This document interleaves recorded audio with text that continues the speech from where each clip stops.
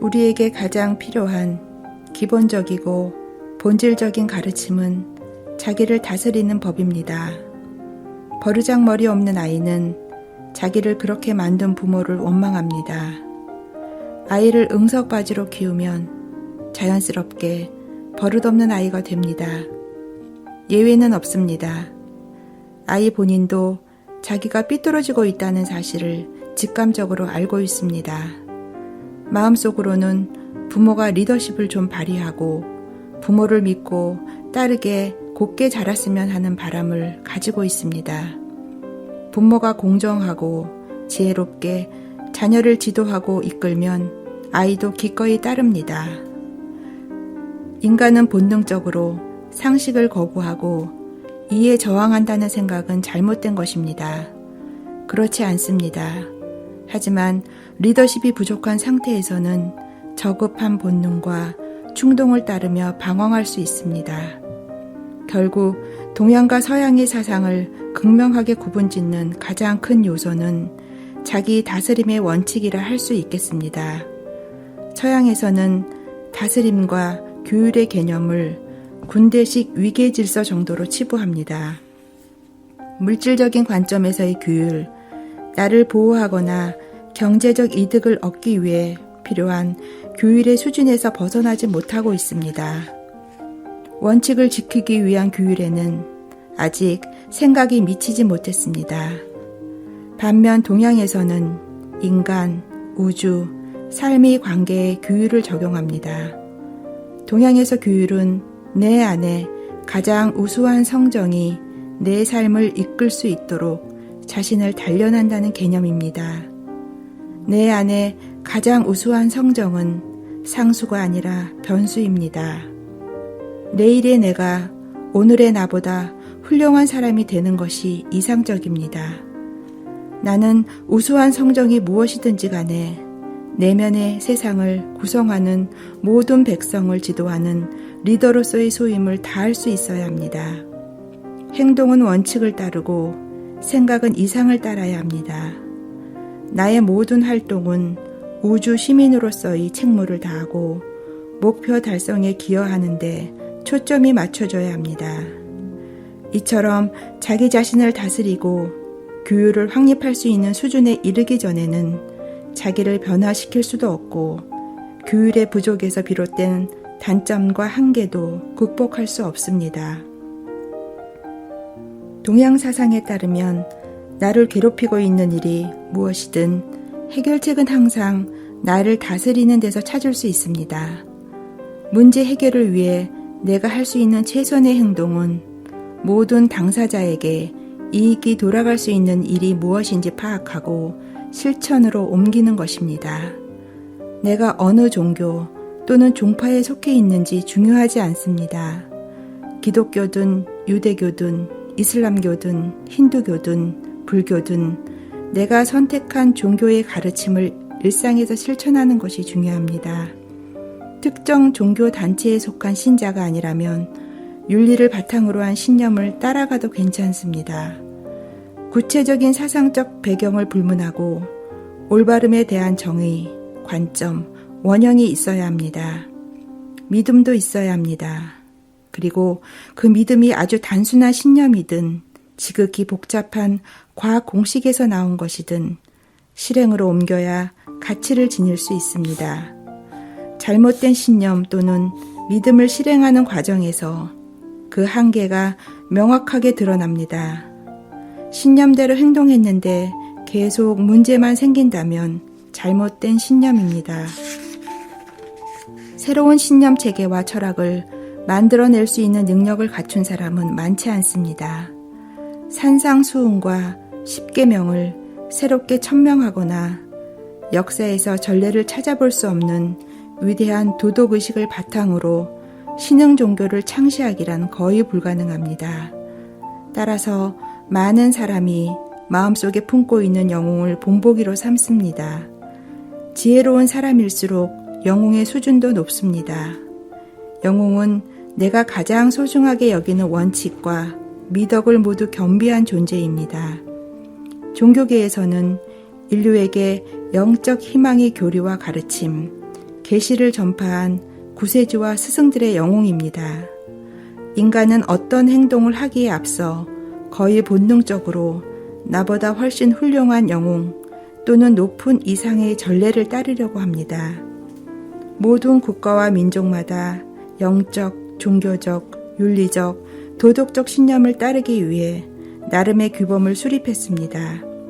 서양에서는 예수 그리스도의 가르침을 도덕의 핵심으로 삼으며 대다수의 서양인이 그의 가르침을 이해하고 있습니다. 어린 시절부터 예수의 삶과 가르침을 접하고 거의 모든 가구가 그리스도의 사상을 가훈으로 삼고 있습니다. 그의 가르침을 항상 실천하지는 않지만 최소한 알고는 있습니다. 기독교 가르침의 핵심을 한마디로 표현하면 다음과 같습니다. 성심을 다하여 신과 이웃과 너 자신을 사랑하라. 모든 인간이 기본 원칙으로 삼아야 할 가르침을 이보다 더 간결하고 직설적으로 표현할 수 있을까요? 우리는 이 가르침이 진리이며 옳다는 확신도 가지고 있습니다. 하지만 나에게 이익이 되는 경우를 제외하고는 좀처럼 실천으로 옮기지 않습니다. 옳다는 확신이 있음에도 불구하고 실천하기 어려운 이유는 뭘까요? 크게 두 가지 있습니다. 첫째, 환경이 나에게 압박을 가하는 상황에서도 원칙을 지킬 수 있는 자기 규율이 부족하기 때문입니다. 둘째, 원칙을 지키기 위해 개인적 욕망을 희생할 용의가 없기 때문입니다. 인간 세상의 비즈니스는 타협을 기본으로 하고 있습니다. 서양 문명은 상호 모순적 관계에 있는 두 마리의 토끼, 종교와 경제를 동시에 잡기 위해 노력하고 있습니다. 아직 성공하지 못했습니다. 현재로서 우리가 채택할 수 있는 유일한 해법은 경제로 종교를 개편하는 것입니다. 종교로 경제를 잡으려 했던 모든 시도는 실패로 끝났습니다. 원칙은 알고 있지만 일상에서 실천하지 못하고 실천하는 방법을 모르는 상태에서 우리는 수치심을 느낍니다. 올바르게 살고 있지 않다는 것은 알겠는데 뭘 어떻게 바꿔야 하는지에 대한 확신이 없습니다. 세상 전체가 개혁의 필요성을 느끼고 모든 인간이 형제애를 발휘하여 손잡고 함께 노력하기로 결심하면 변화할 수 있습니다. 다른 사람들도 나와 같은 목적을 달성하기 위해 행동하기 때문에 나 혼자만 앞서가고 싶은 유혹도 줄어들 것입니다. 하지만 그런 상황이 찾아올 일은 없고 가까운 시일 내에 의식의 대변혁이라는 기적이 일어날 가능성도 적다 보니 일단 나부터 잘 먹고 잘 살자는 본능을 억제하기가 쉽지 않습니다. 복잡하고 혼란스러운 세상 속에서 될 대로 되라는 식으로 포기하는 사람도 늘어나고 있습니다. 동양 철학에서는 이 규율의 문제를 해소할 수 있는 매력적인 옵션을 몇 가지 제시합니다. 예를 들어 오로지 자기를 다스릴 줄 아는 사람만이 자기 삶을 주도할 수 있다는 가르침이 있습니다. 자기를 다스리지 못하는 사람은 내면의 여러 나를 이끄는 리더 역할을 할 수 없습니다. 자기의 능력을 지혜롭게 활용하지도 못하고 소중한 가치를 위해 헌신하지도 못하고 심지어 행복한 삶을 위해 꾸준히 관심 분야를 개발하는 단순한 일조차도 해낼 수 없습니다. 자기를 다스리지 못하는 사람은 자립할 수도 없습니다. 누구나 자립심을 가진 사람이 되고 싶어 하지만 자기 규율이라는 골치 아픈 문제가 항상 발목을 잡습니다. 동양인은 이 부분에서 서양인보다 유리한 위치에 있습니다.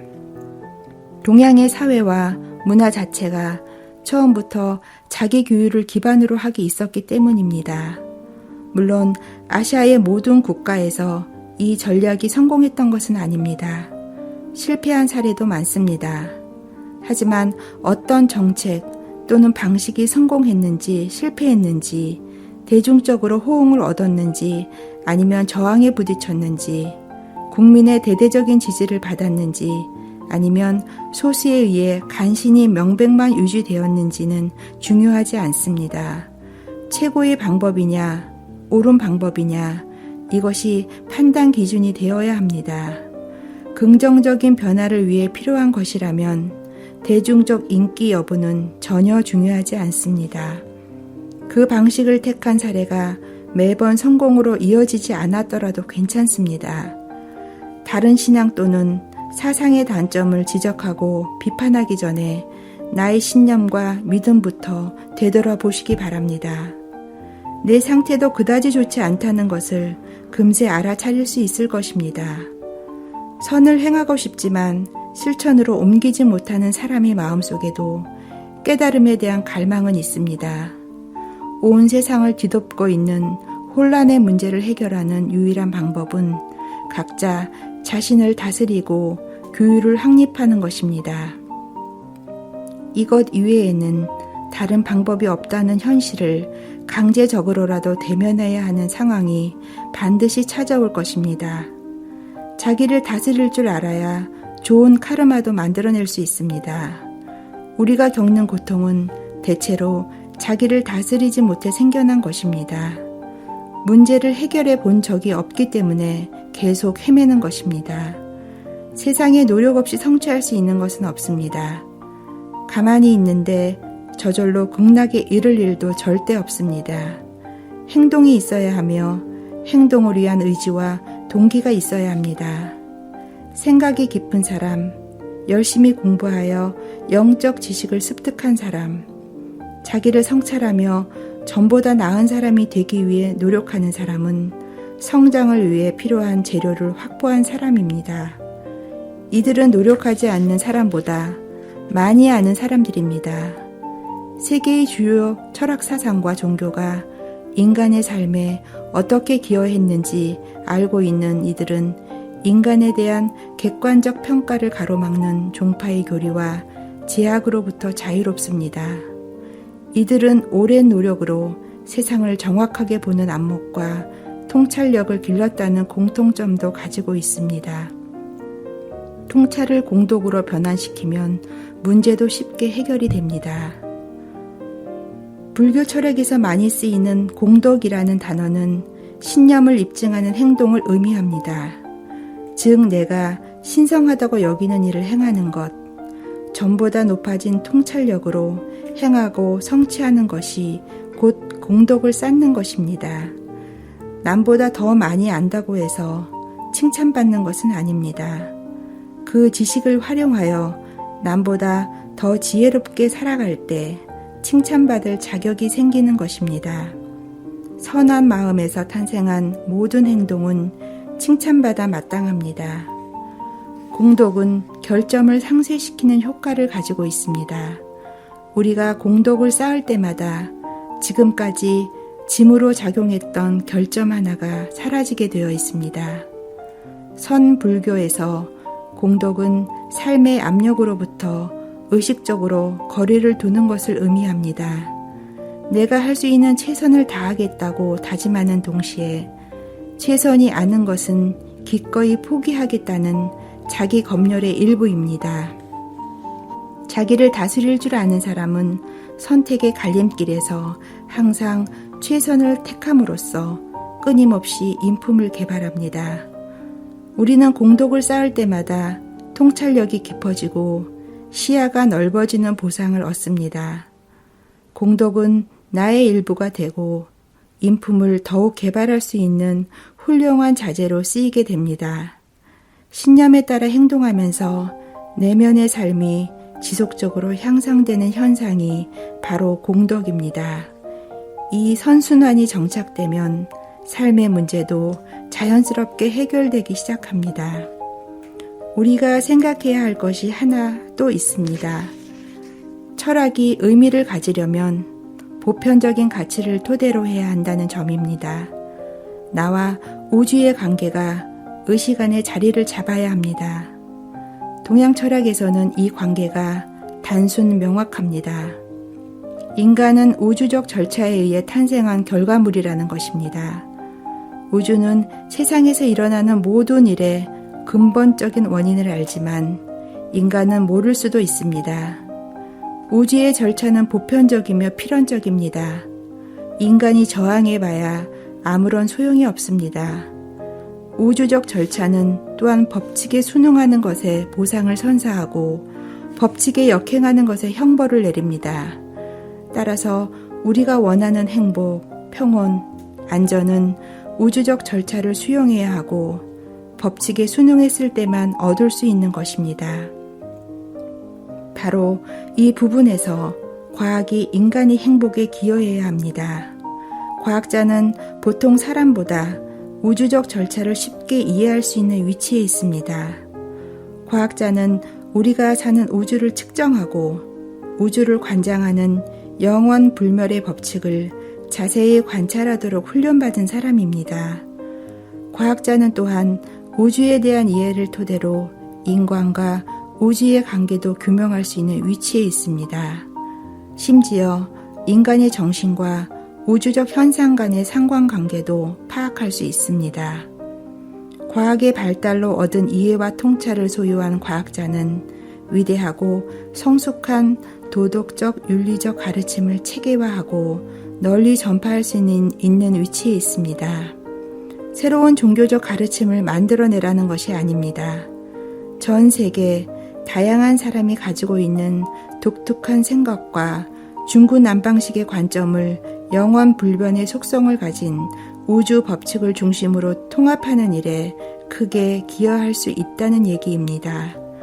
과학자는 인간 사회를 관통하는 영원한 생명과 조화를 이루는 것에 대해서만 선이라는 단어가 적용될 수 있다는 사실을 깨달을 수 있습니다. 인간이 하는 모든 일을 평가하고 최후의 심판을 내릴 수 있는 주체는 자연과 우주의 법칙뿐입니다. 우리는 인간이 자연과 우주에 영향을 줄 수 없다는 사실을 경험적으로 알고 있습니다. 인간은 중력의 법칙을 바꿀 수 없고 천체의 운행에 관여할 수도 없습니다. 자연과 우주의 순리에 맞춰 사는 것이 우리가 해야 할 일입니다. 이 진리를 발견하는 것이 지혜이며 나를 자연과 우주의 섭리에 맞추는 것이 자기 규율입니다. 세상사를 이익 대신 우주의 관점에서 바라보기 시작하면 카르마의 짐도 조금씩 줄어듭니다. 인간은 성장하면서 우주의 법을 인지합니다. 법을 인지하고 난 후에는 올바르다고 생각되는 일을 해야 한다는 충동이 내면에서 솟아납니다. 성장하고 싶다는 욕망도 강해집니다. 고통과 슬픔으로 얼룩진 우울한 인류 역사로부터 탈출하고 싶다는 간절한 소망이 생깁니다. 자연에 따르면 우리가 문제를 해결할 수 있는 유일한 방법은 문제보다 더 크게 성장하는 것입니다. 문제를 뛰어넘고 초월해야 합니다. 피한다고 해결될 일이 아닙니다.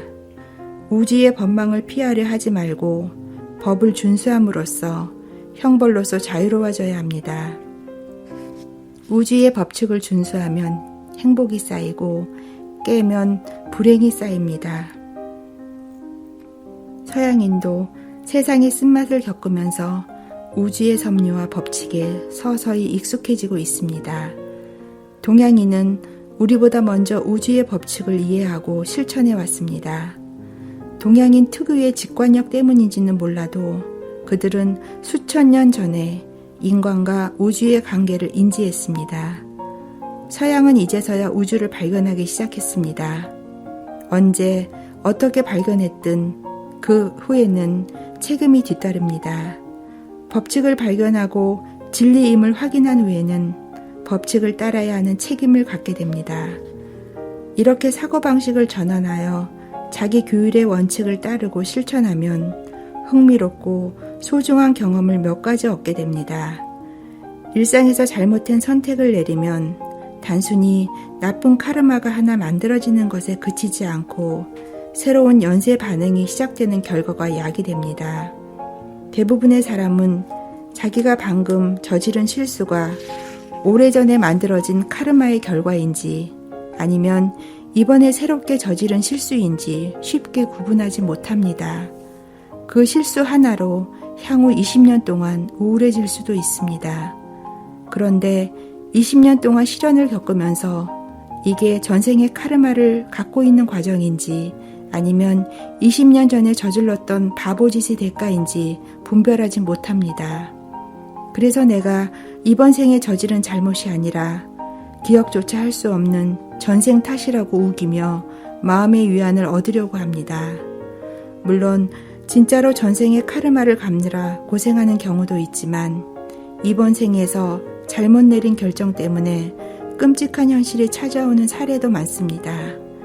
전생에서 어떤 카르마를 쌓았든 이번 생에서 올바르게 행동하고 지혜로운 선택을 내렸다라면 짐이 한결 가벼워졌을 것입니다.